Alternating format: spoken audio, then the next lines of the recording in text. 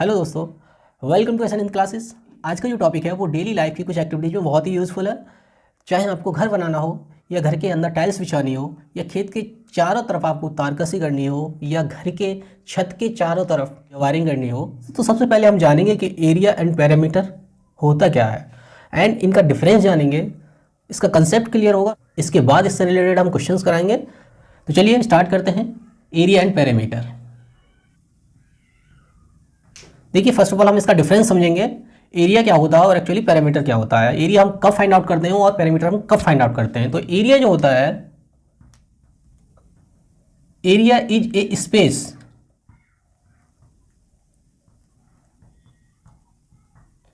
A space and region occupied by an object. ठीक है, area एक स्पेस होता है, एक रीजन होता है जो किसी भी ऑब्जेक्ट से घिरा हुआ है। Parameter is a length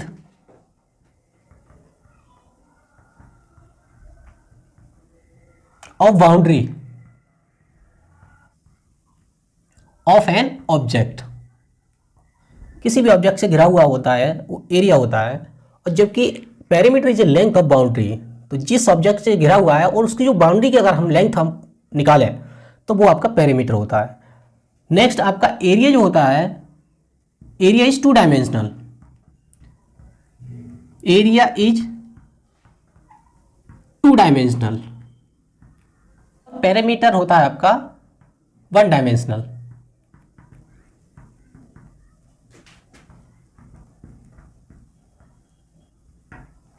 parameter आपका वन डायमेंशन होता है, एरिया उसका टू डायमेंशनल होता है। एरिया में फाइंड आउट करने के लिए दो डायमेंशन यानी कि दो साइड से होना बहुत ही कंपलसरी है, लेंथ एंड विड्थ होना बहुत ही कंपलसरी है। जबकि पैरामीटर को फाइंड आउट करने के लिए सिर्फ हमें आउटर बाउंड्री हो, चाहे शेप कैसा भी हो, हमें जरूरी नहीं कि लेंथ विड्थ हो, आउटर बाउंड्री हो, आउटर बाउंड्री की लेंथ हमें पता होना चाहिए, शेप आपका कैसा भी हो, तो हम पैरामीटर को फाइंड आउट कर सकते हैं।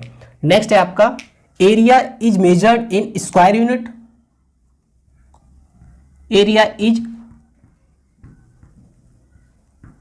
मेजर्ड इन स्क्वायर यूनिट, और जबकि पैरामीटर इज मेजर्ड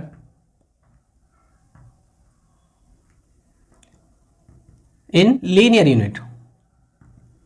इसकी लेंथ विड्थ आपकी मीटर में दे रखी है, तो इसका आंसर मीटर स्क्वायर में आएगा, और अगर आपका सेंटीमीटर में दे रखी है तो इसका जो आंसर आएगा सेंटीमीटर स्क्वायर। अगर इसमें पैरामीटर में अगर देखेंगे तो इसकी अगर मीटर में दे रखी है तो आंसर आपका मीटर में ही आएगा, और सेंटीमीटर में दे रखी है तो आपका आंसर सेंटीमीटर में ही आएगा। ठीक है, ये यूनिट्स का आपको विशेष ध्यान रखना है कि एरिया एंड पैरामीटर का जो डिफरेंस है, क्लियर, इसमें थ्योरेटिकल आपको पता चल गया। अब देखिए मैं फिगर के थ्रू आपको समझाता हूँ। जैसे फॉर एग्जाम्पल एक स्क्वायर बनाया,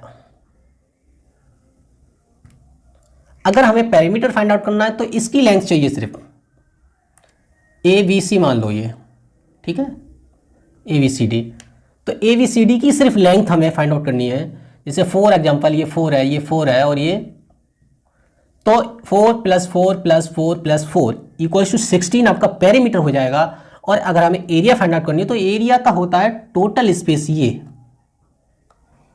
जो टोटल स्पेस, सपोज दैट इस पर हमें चादर से ढकना है इसको, तो वो आपका एरिया में आएगा। और हमें इसके चारों तरफ की अगर बाउंड्री करनी है, वायरिंग की जो लेंथ होगी वो आपका पैरामीटर में आएगा। क्लियर। ऑब्जेक्ट्स के तो कई शेप हो सकते हैं, रेक्टेंगुलर हो सकता है, स्क्वायर हो सकता है, ट्रायंगल हो सकता है, रोमस हो सकता है, पैलोग्राम हो सकता है। डिफरेंट शेप के एरिया एंड पैरामीटर को अगर फाइंड आउट करना है तो इनके सब अलग अलग फॉर्मूले होते हैं। तो हम देखिए 1 बाय 1 हम लेके चलते हैं। तो first of all we take a rectangle, यानी जिसको हिंदी में कहते हैं आयत। आयत इस तरह से होता है आपका, ठीक है, ये आयत का शेप है। रेक्टेंगल जिसको कहते हैं हिंदी में आयत, ठीक है। Every angle is 90 degree and opposite sides are equal, और लेंथ, ये आपकी लेंथ है और ये विड्थ। अब देखिए इसका एरिया अगर हमें फाइंड आउट करना है तो एरिया फाइंड आउट करने का एक फॉर्मूला आपको पता होगा, नहीं पता हो तो देख लें। एरिया इक्वल्स टू होता है area of rectangle equals to length into width, ठीक है। फॉर एग्जांपल आपको अगर ये 4 दे दिया और ये आपकी 2 दे दी यानी मीटर, ठीक है। तो अगर हमें एरिया फाइंड आउट करना है तो 4 into 2 equals to 6 metre square आ जाएगा। अगर पेरीमीटर आपको फाइंड आउट करना है ये 2L प्लस बी यानी कि लेंथ प्लस विड्थ, तो अगर हम वैल्यू पुट करेंगे तो लेंथ कितनी है 4 है, 4 मीटर प्लस विड्थ कितनी है आपकी 2 मीटर। तो ये टोटल आपका कितना आ जाएगा 2 और 4 6 2 जा 12 मीटर आएगा। अब देखिए यूनिट्स में आपको विशेष ध्यान रखना है क्योंकि अगर हमने एरिया निकाला तो मीटर स्क्वायर आया और पेरीमीटर अगर फाइंड आउट किया तो सिर्फ वही यूनिट में आएगा जो लेंथ और विड्थ आपकी जिस यूनिट में दे रखे हैं। नेक्स्ट हम लेते हैं स्क्वायर, इसको कहते हैं हिंदी में वर्ग। All sides are equal each other and every angle is 90 degree. जो डायगोनल्स होते हैं वो इक्वली ईच अदर, ठीक है, ये इक्वली ईच अदर, ये इक्वल होते हैं।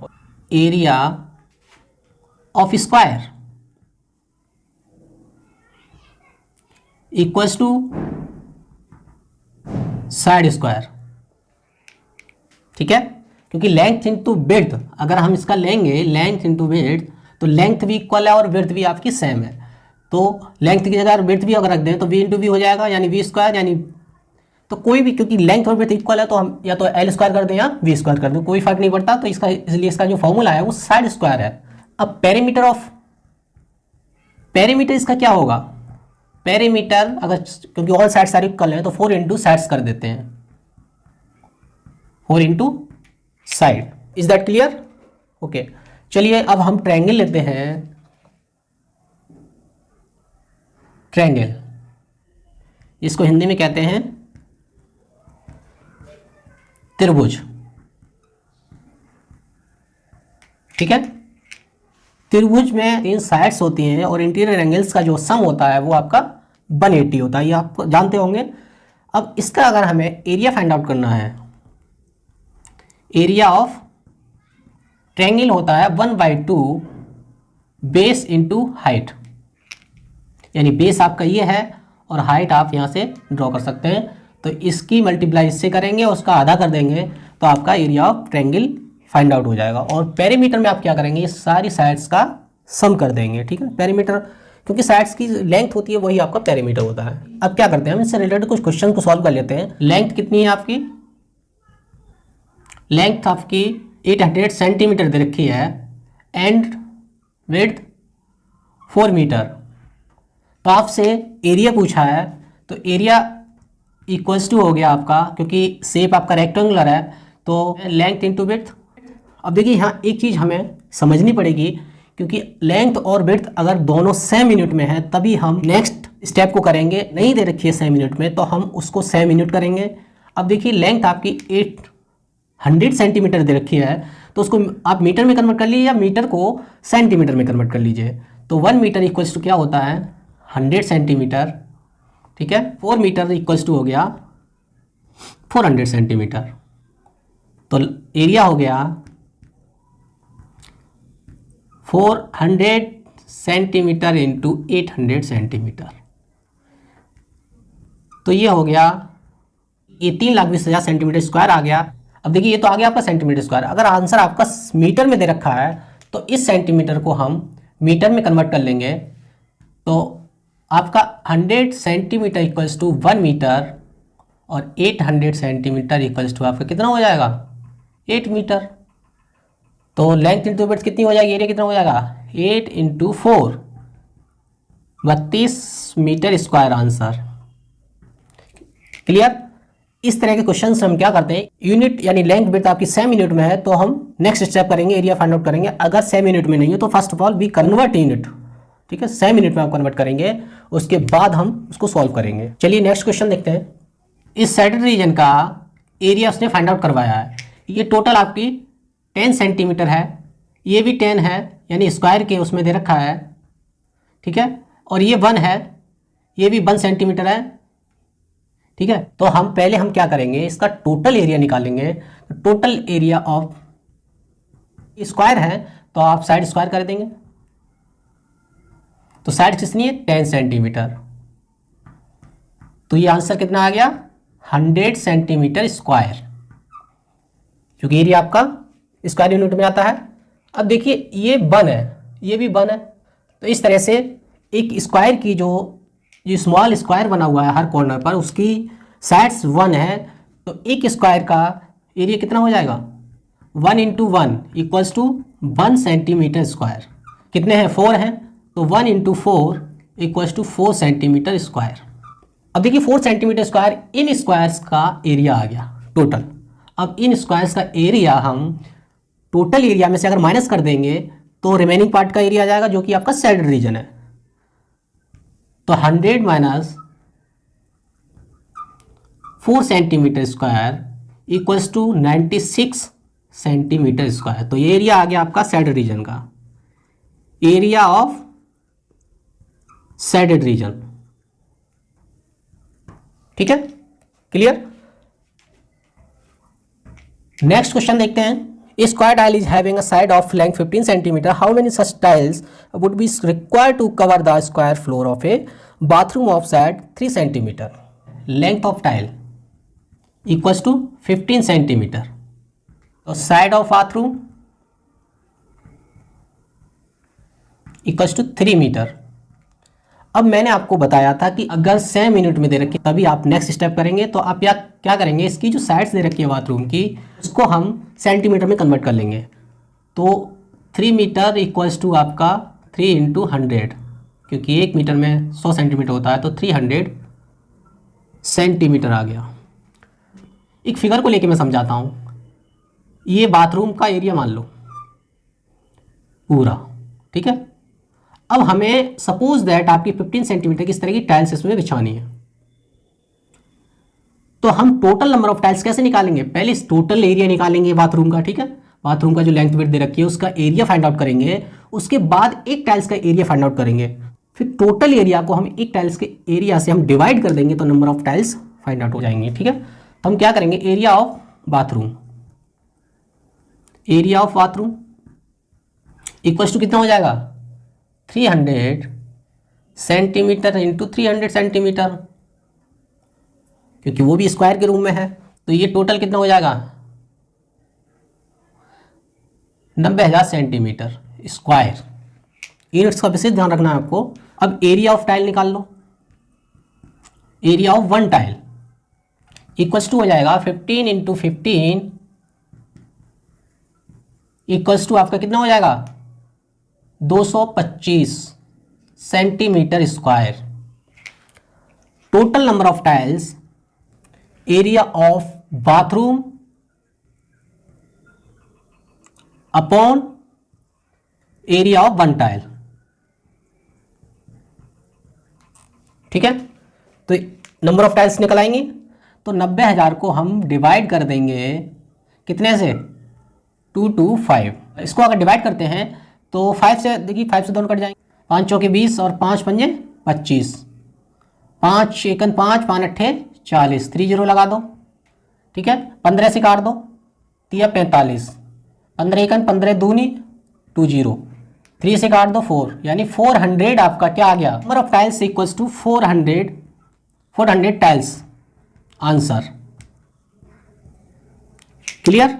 चलिए नेक्स्ट क्वेश्चन देखते हैं क्या क्या गिवन है वो देखिए। विड्थ पूछी है, लेंथ दे रखी है, लेंथ कितनी है 36 मीटर,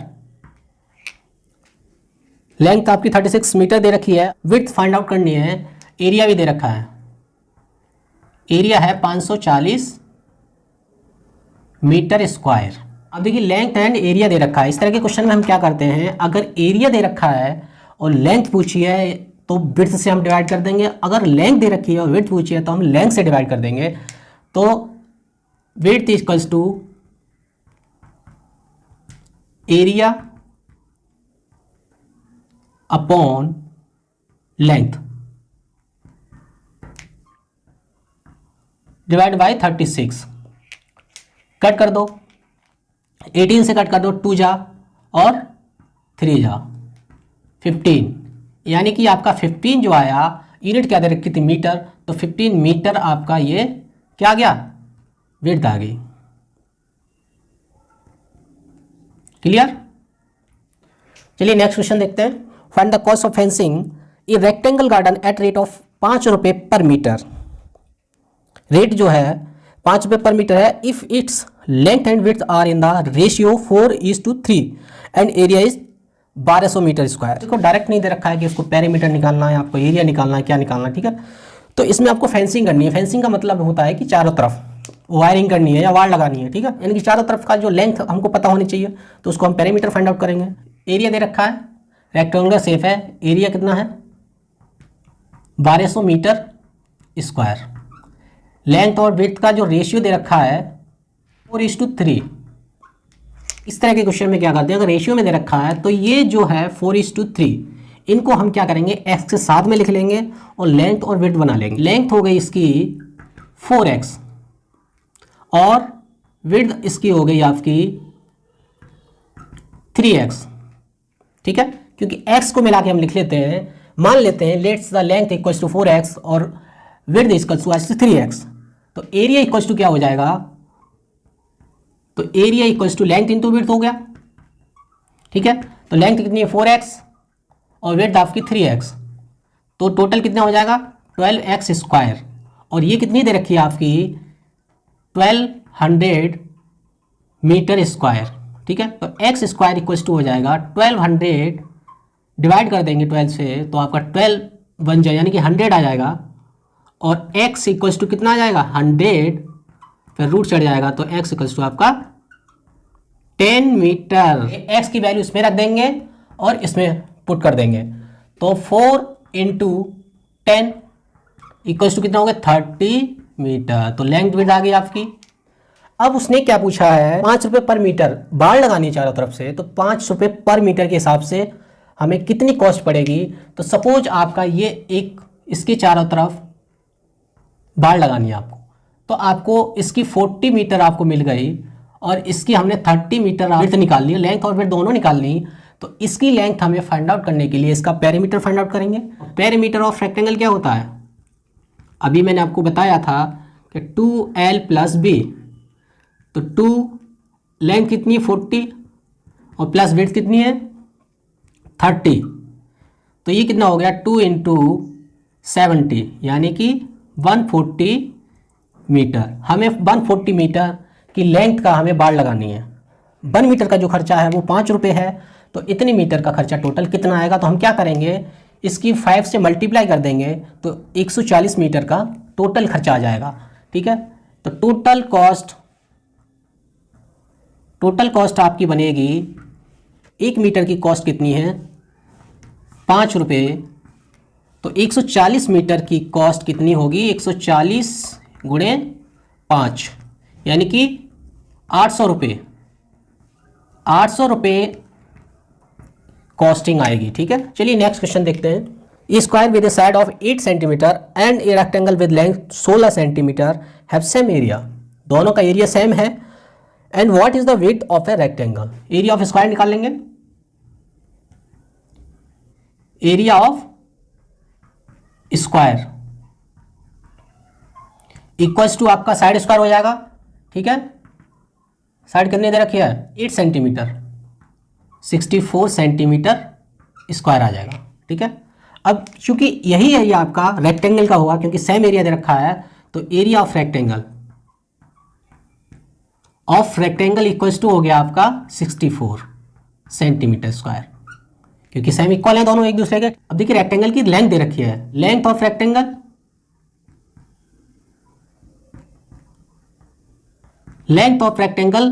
दे रखी है आपकी 16 सेंटीमीटर। तो विड्थ तो आप निकाल ही लेंगे। अभी मैंने आपको पढ़ाया था कि अगर एक चीज़ दे रखी है तो दूसरी चीज़ निकालने के लिए हम एरिया अपॉन जो गिवन में है, तो 64/16, ठीक है। तो इसको कट कर दो, 4 जा, तो ये आ गया आपका विड्थ आ गई 4 सेंटीमीटर, रेक्टेंगल की जो चौड़ाई है वो आपकी 4 centimetre. Answer clear. I hope आपको ये कंसेप्ट क्लियर हो गया होगा।